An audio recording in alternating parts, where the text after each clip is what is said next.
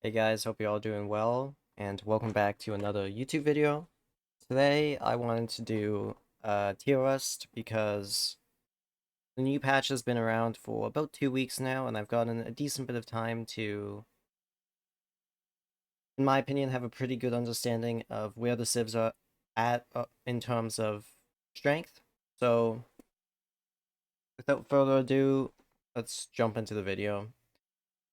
So, starting with China, I think China is comfortably in the A tier at the moment. So, China didn't get impacted by these changes too much. They still have the best hand cannons, they still have very good melee infantry.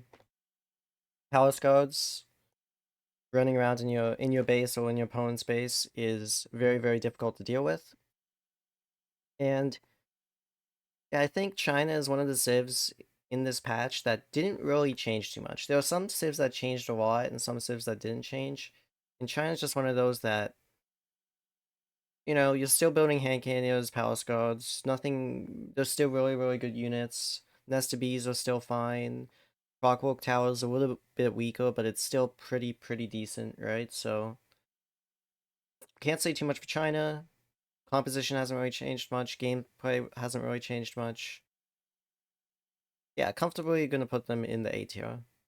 I guess we'll mix around the civs a little bit. We'll just keep you guys in suspense. So the next civ I'm gonna do is Mongols. Now, the more I play Mongols, the more I think they are a bit weaker. Mongols for me has the issue that they need to go trade every single game to keep up economy. And in AoE4, at least at the top level, and I'm talking about the top level for this tier list in particular, but at the top level, economy is everything.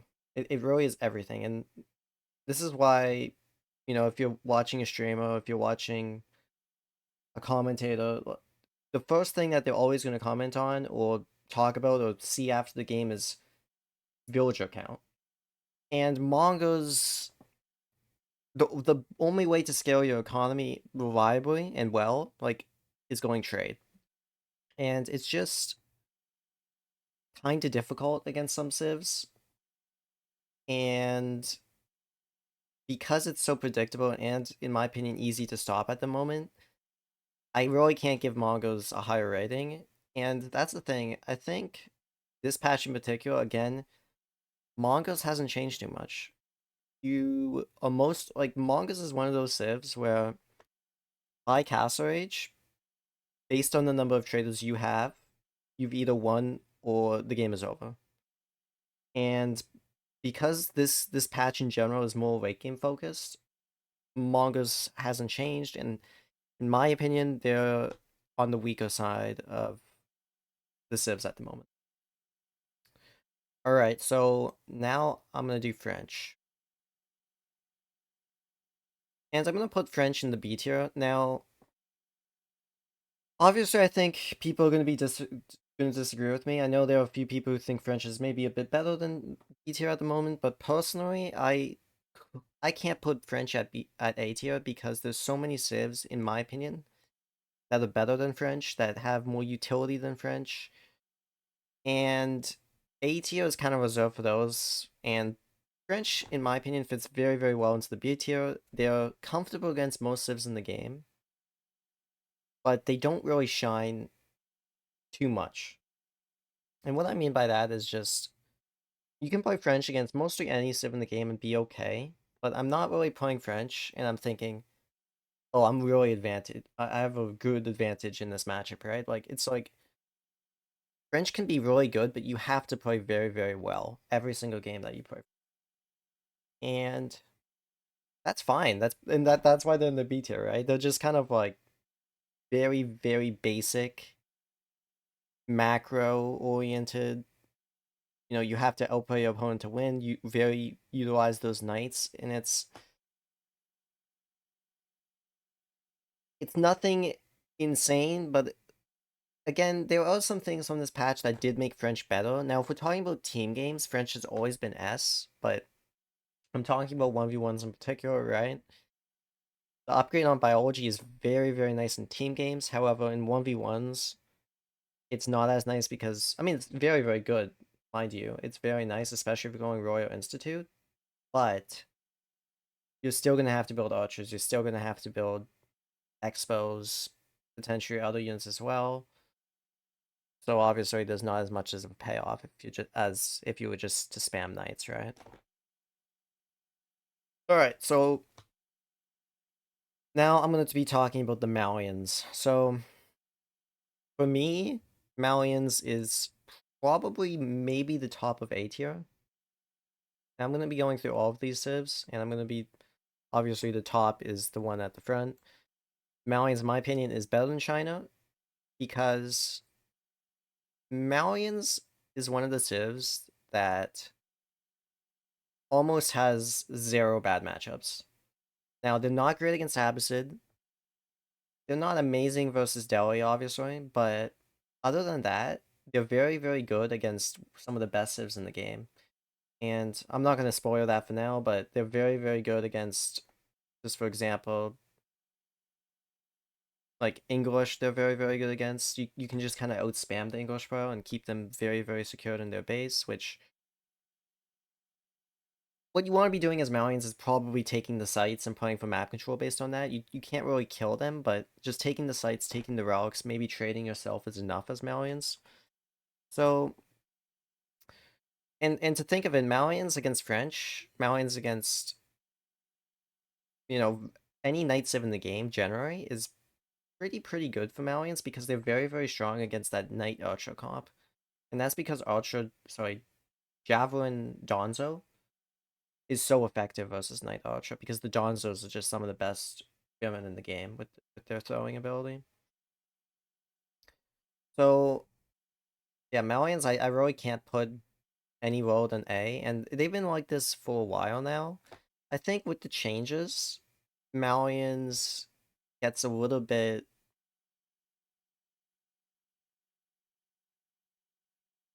maybe better, I think, with the changes because obviously Mangonels are a little bit weaker.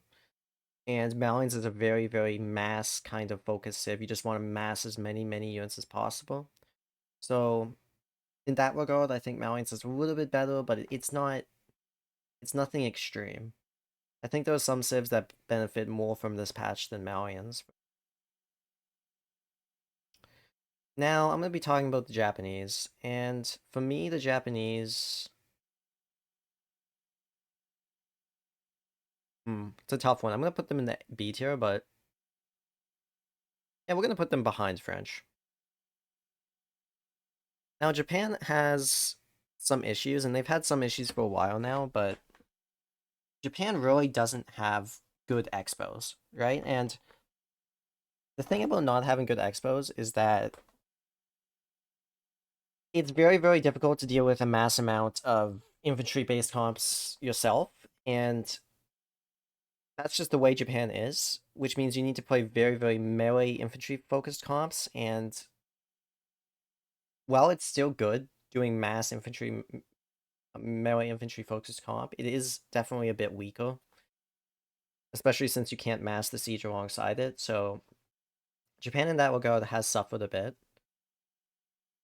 Not like it's not anything like tragic for Japan. It's just it's a little bit more difficult to deal with that big mass of infantry that it was before. Now, Japan is definitely very good against knight civs in particular. They have some of the best knights in the game, and because they don't have crossbowmen, they have Onimusha. Their Onimusha is very, very good against knight civs. It's one of the best ways to actually deal with knight civs is just going Onimusha because I mean, they're crossbows on horseback. You know, I mean, crossbows already beat knights, and then you add the ability to chase them down is very, very strong.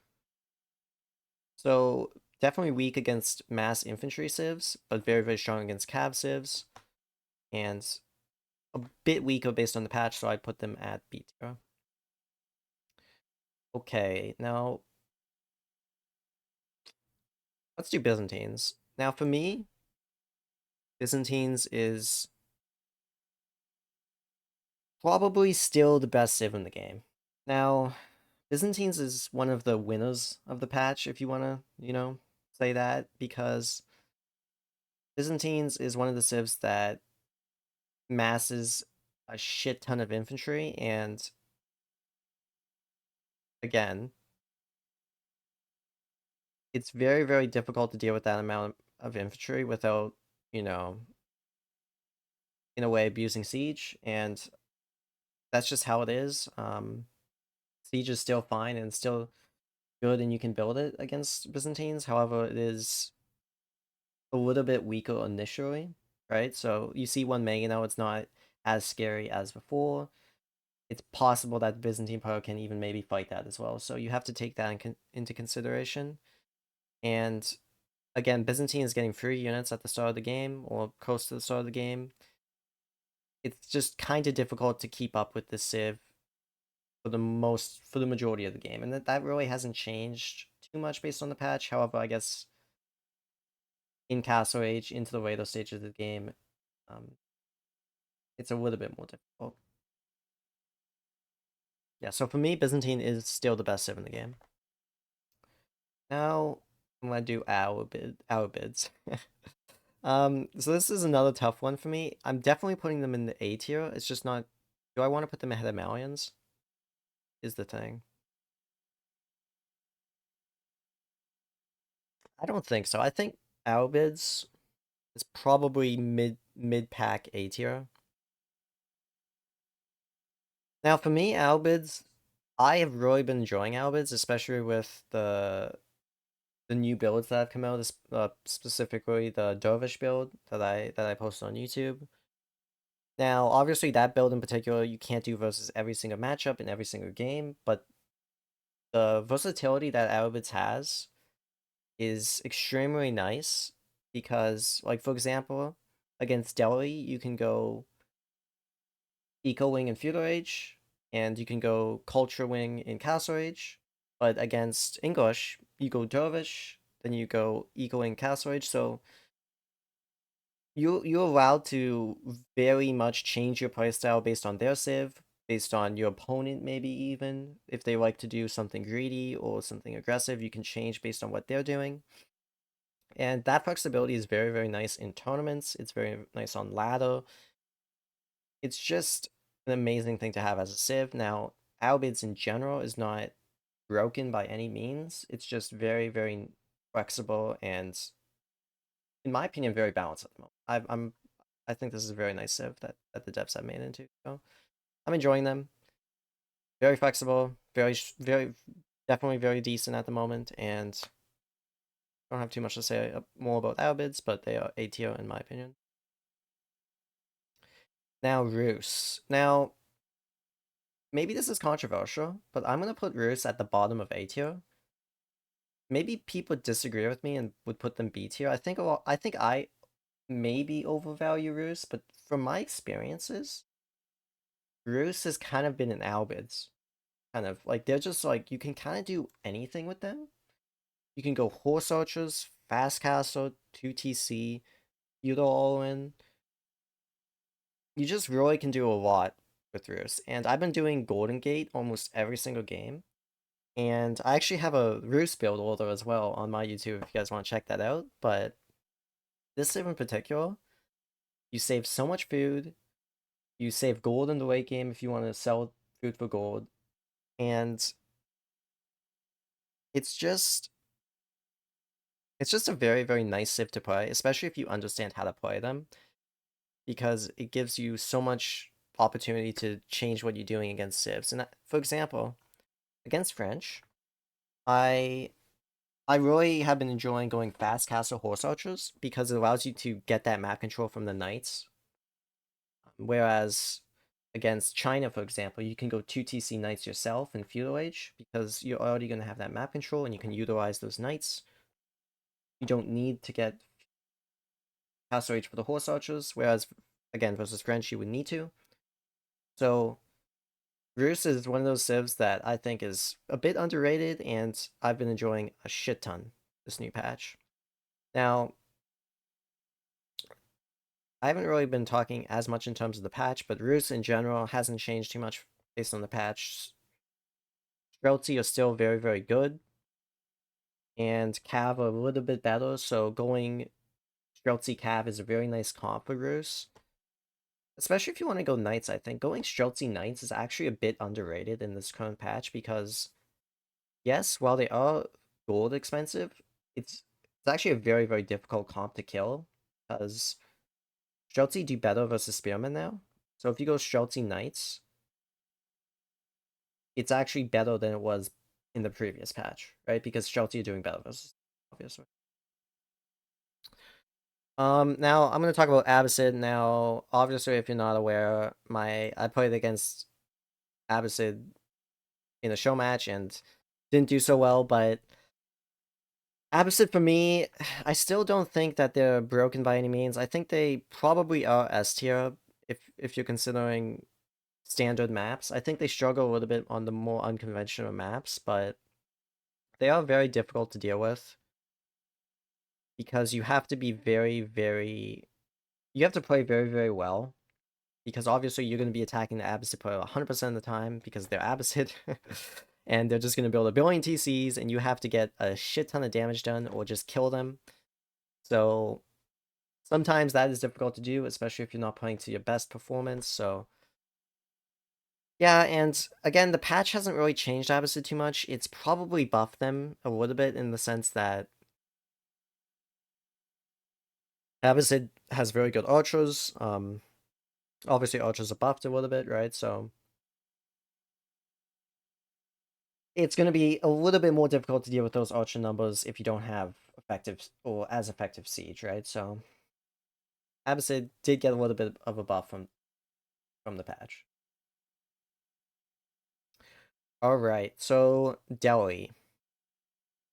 Now, this is maybe a bit of a controversial opinion, but for me, Deli is A tier. Now, I see a lot of other people, just in general, not even one person in particular. My brother thinks this as well, but Deli, for a lot of other people, is S tier. However, for me, I just don't think Deli is S tier. Now, Deli is a very, very strong civ, but I think they have too many weak matchups where I can't really put them at S tier. Like, if you notice the civs that are S tier, Byzantine, Abyss at the moment, they just don't have that many bad matchups. Delhi for me is very similar to Malians, that they're pretty good all around the board, but they have like 1 to 2 very bad matchups that makes it not an S tier civ, right? Um, yeah, for example, bad matchups, JeanDome, Roose, even Albedos isn't that great. China. I mean, there's a lot of matchups with Delhi that's just like not amazing. And you're talking about civs that are B tier, A tier. You know, they really should be, in my opinion, better than that if you're gonna put Deli at S tier. Now, talking about the patch, Deli is one of the civs I think, in general, a bit of a nerf to Deli. Now, not too big of a nerf because in general, Deli is gonna play Feudal Age almost every single game. And this patch really hasn't touched Feudal Age at all. So that's not too bad, but once Deli goes castle, they really start to mass a shit ton of keeps, especially if they're behind in the game. They really need to find a way to come back into the game. That's usually by Giga Turtling. So it's kind of difficult to do that in the new patch because you don't have spring ults, because trebuchets kill keeps easier in that regard.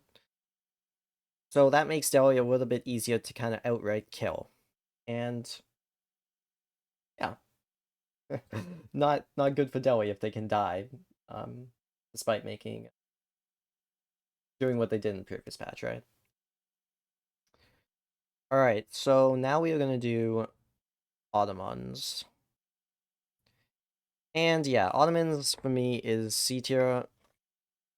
It's nice that they have more options in the game based on visor points, but to me, the visor points aren't really that good, I guess. And I think the packs, it's called pack something, the one that increases your villages, is probably the best one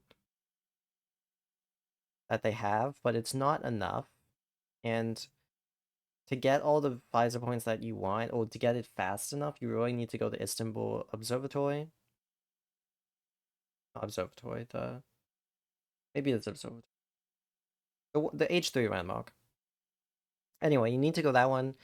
And it's really tough because while I think it is better, the the siege landmark is also very, very strong as well. So it's just for me, you have more options, but it's not even better, you know? So it's like kind of hard to put Ottomans that much higher. And the siege for Ottomans has changed a decent bit. Maybe better, maybe worse. I think Ottomans is just in that strange spot that even if you can get to that point, are you even... Is it an auto victory anymore? I'm not sure. So for me, Ottomans is C tier. I'm a little bit torn on Ottomans here because maybe they're better than I think. Maybe I need to play the Civ more. Admittedly, I haven't played Ottomans as much as I have wanted to, but for me, it's just not a good enough Civ at the moment to like grind them out. So I have to put them at C tier just based on my first opinion and kind of inexperience, I guess. So yeah, sorry Ottoman enjoyers, but maybe next season. um, so let's do Zushi. Yeah, I think Zushi is actually pretty comfortable in the A tier now. Now, Zushi is like the opposite of Ottomans. The changes that Zushi got is actually very, very useful changes, right? They got Zuganu buff essentially with the upgrade, and they got just a straight Cav buff with the new upgrade as well. So Zushi allows you to play a lot more different playstyles, and in particular, I think going a very totally defensive playstyle with Spearman with Cav is very, very difficult to actually kill because, I mean, again, Zushi has very good food income, and if you're going Spearman Horseman, it's hard to take that up in a straight up fight. Um, I mean, I played the game against Antant in particular where I was going Knight Archer as Roose against Spearman Horseman, and I found he kind of just overwhelmed me at that point because his food income with farms was better than mine was. And I was a bit shocked by how many units he could actually make with Zushi. And obviously he had better horsemen with the attack speed, which is very, very useful, you know, if you're making horsemen in general. So I'd say Zushi is a winner of the patch in that regard, and they have a lot more flexibility and they feel very, very nice. Now, JeanDome for me is another C tier civ. Maybe I'm bad at JeanDome, maybe I don't understand it, but I prefer to play French over JeanDome, and I find it very difficult to get value from the hero, just in general. You need to get so many kills, I feel. And if your opponent is just is not attacking, not fighting with you on purpose, which, you know, is what they should be doing, it's difficult for you to get to that level 3 hero, which is really the, you know, the best part of JeanDome. Like, level 2 JeanDome is kind of easy to kill. So, yeah, for me, she's a comfortable C. The patch didn't really change JeanDome at all. I think the heroes got a little bit better, but other than that, the siege kind of non-impact on JeanDome there. So, at least in my experience. Alright, so let's do Hatchery. Now, Hatchery is a tough one for me. Because in my opinion, honestly, maybe you could put them in A tier. Top of A tier, maybe? Bottom of S tier. It's really tough because I think the Aachen nerf is actually pretty substantial. Like every time, well, the more I play with Aachen, the more I think that, wow, this is kind of a big nerf, honestly, because it's kind of difficult to place your Aachen in a good spot now. It's hard to reach all of the resources on the map, and even if you do, you're probably not saving that 50 wood on the the wood line or the 50 wood on the mining camp for the stone, etc. It's just I mean, maybe that's insignificant in the grand scheme of things, but it feels bad. And for me, Atria has in general kind of been a little bit overvalued, overestimated in its strength, and yeah, I'm gonna put it at the bottom of S tier. I think obviously Atria is still very, very good. However, it doesn't feel as good as Abbasid or Byzantines, just in my opinion. However, I do want to note that the new Mine Walk upgrade feels very, very nice, especially if you're fighting in Feudal Age. Let's say against Mongols, against French, any Spearman versus Spearman fight, having +2 damage on your Spearman is massive. It is really massive, and I've been myself enjoying Mine Walk a bunch, just in particular, so yeah, I think Mine Walk is a very, very nice change. And the combined thing of nerfing Aachen, buffing Mine Walk, gives Mind Walk a lot more viability, especially in team games. Especially in team games, it's been very, very nice to use, especially if you're going like, let's say you're going Spearman Horseman and your opponent's playing English or something. It's a perfect combo to go Mind Walk with, right? So yeah. All right, we'll save English for last and do Order of the Dragon. So unfortunately, guys, I'm talking about you know tournaments. I'm talking about pro players. I'm talking about the best players in the game. Order of the Dragon is D tier. I'm sorry.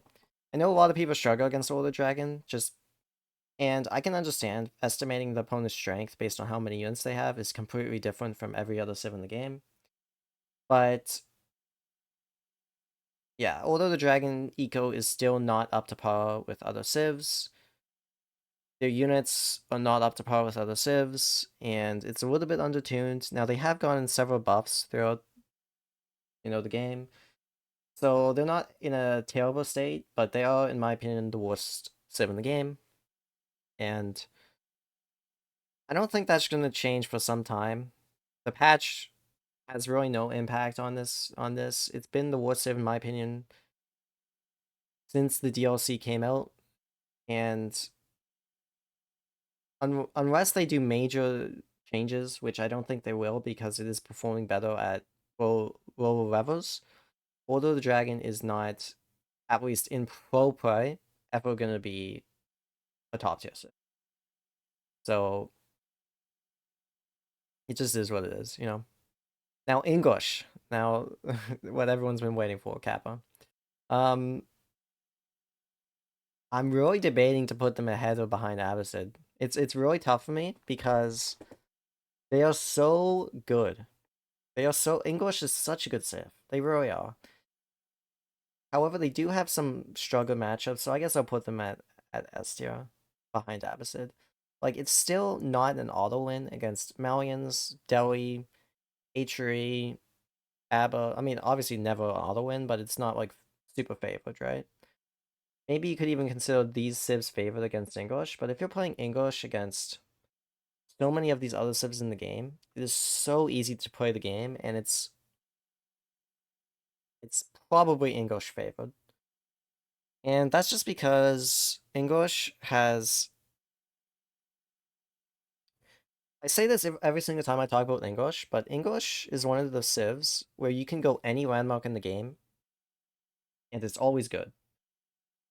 Every single English landmark in the game is really, really good.